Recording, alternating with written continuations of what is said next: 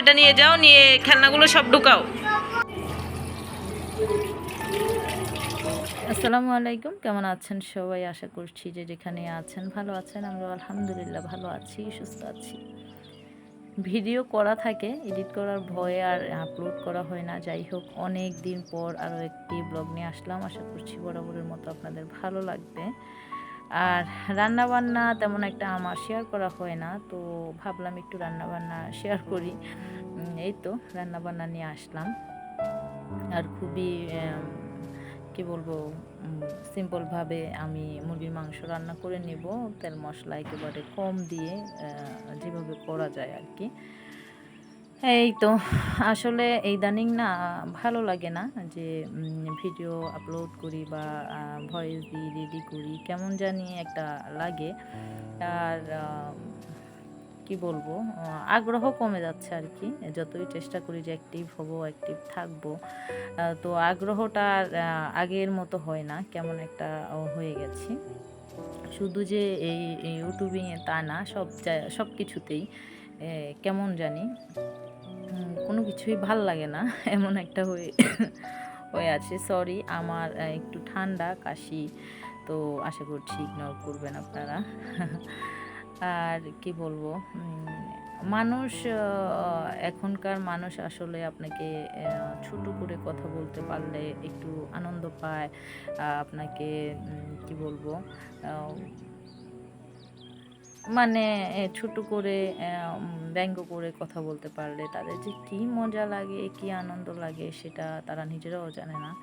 তো আমি ভাবি এখন, ইদানিং আর কি ভাবা হয় আমার, যে মানুষ মানুষকে এত ছোট কিভাবে করতে পারে, মানুষ মানুষকে খারাপ ব্যবহার কিভাবে করতে পারে, মানুষের সাথে খারাপ ব্যবহার কিভাবে করতে পারে। খারাপ ব্যবহার করার মতো যদি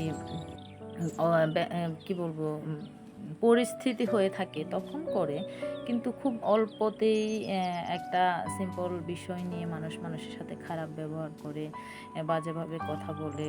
মানে এই জিনিসগুলো অনেক অনেক ভাবায়। আর সেই সাথে ভাবায় কেন জানি রাতেও ঘুমাইলে, ঘুম ভেঙে গেলে হঠাৎ করে বুকের ভিতরে একটা মোচড় দিয়ে উঠে, মনে হয় দুনিয়াতে কয়দিন আর বাঁচবো, একদিন তো যেতেই হবে।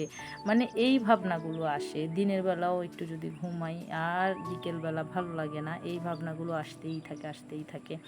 যাই করতে যাই হঠাৎ মনে হয় একদিন চলে যাবে, এই সব ছেড়ে যেতেই হবে। কবে যাব সেটা তো জানি না, আল্লাহ কবে নিয়ে যাবে। হয়তো বা আজকে, কালকে, পরশু বা 10 বছর পরে, 5 বছর পরে কবে যাব সেটা তো জানি না।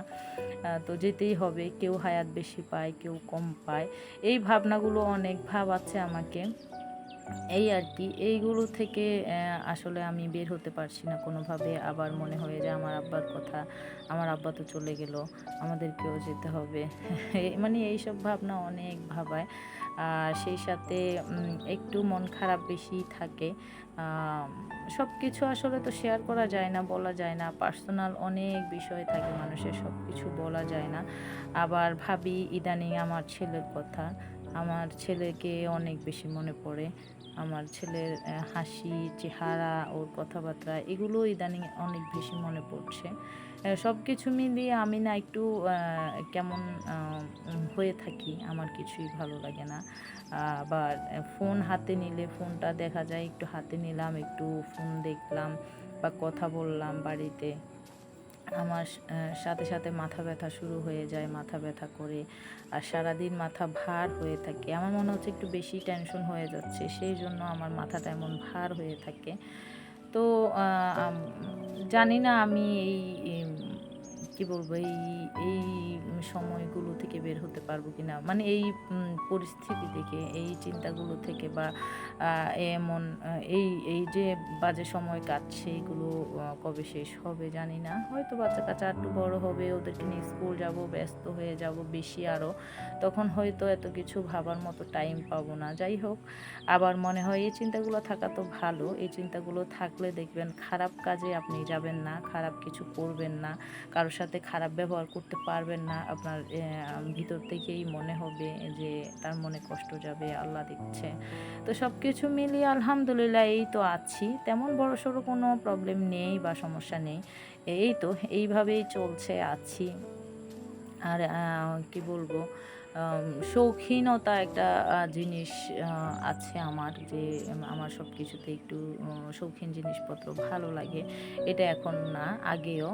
তো সবসময় তো আর কি বলবো, ভিডিও করা হয় না, সেইগুলো আর দেখানো হয় না।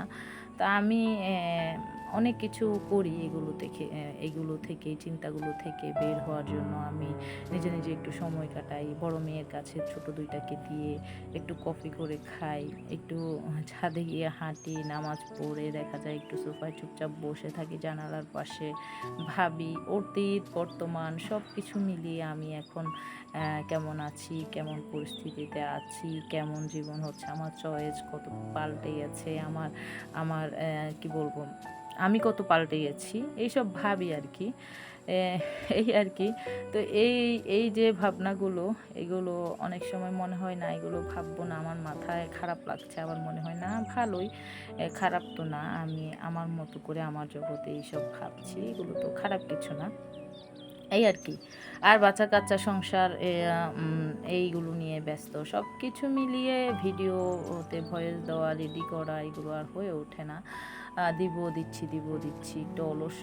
আবার আরেকটা কথা হলো যে কোথাও যাওয়া হয় না আমার, যে বাচ্চাদেরকে নিয়ে একটু কোথাও যাব, কয়দিন থাকবো, মন চাইলে কোথাও গেলাম, এই তো হয় না, একঘেয়েমি চলে আসছে আমার মনে হচ্ছে, এটা বেশি একটু মনে হচ্ছে একঘেয়েমি চলে আসছে, একই জায়গায় একই রকমভাবে থাকতে থাকতে একটু অন্যরকম হয়ে গেছি, তাই মানে একটু ব্রেক নেওয়া দরকার। তো ইনশাআল্লাহ ভাবছি ঈদের পরে আমার বোনের বাড়িতে যাব, ওখান থেকে আরও এক জায়গায় যাওয়ার কথা আছে, সেখানে যাব। আমার ছোট খালা ফোন দিয়েছে ওনার বাসায় যাই বেড়ায় আসতে।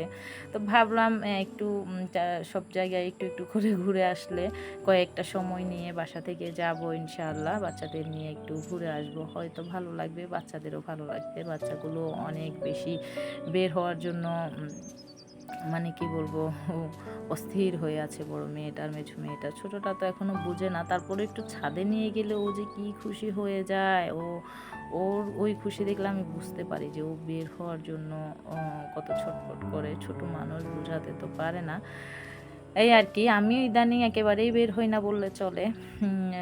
বাজার করতাম আগে, এখন তেমন একটা বাজার করতেও বের হই না, বাসাতেই থাকি। এই তো আছি আলহামদুলিল্লাহ। আশা করছি সব কিছু মিলিয়ে সব কিছু আবার ঠিক হয়ে যাবে, আবার আগের মতো হয়ে যাবে। বাচ্চা কাচ্চা নিয়ে আবার ফুরফুরা মোডে থাকবো ইনশাআল্লাহ। এই আর কি, নিজেকে বোঝাচ্ছি। যা হচ্ছে, যা হয়েছে, অতীত বর্তমান সব কিছু মিলিয়ে, সব কিছু তো আপনাদের কাছে বা আপনাদের সাথে শেয়ার করা যায় না, সব কিছু মিলিয়ে আমি নিজেকে নিজে বলি ইনশাআল্লাহ সব ঠিক হয়ে যাবে। আল্লাহ যা করে ভালোর জন্য করে, যা করবে ভালোর জন্য করবে, যা করছে ভালোর জন্যই করছে, আলহামদুলিল্লাহ। এই তো আমাদের আজকের ব্লগটি এতক্ষণ পর্যন্ত যে দেখেছেন অনেক ধন্যবাদ। ধন্যবাদ। ভালো থাকবেন, সুস্থ থাকবেন, আপনার সুস্বাস্থ্য কামনা করি আজকে আমি এখান থেকে বিদায় নিচ্ছি। আল্লাহ হাফেজ, আসসালামু আলাইকুম।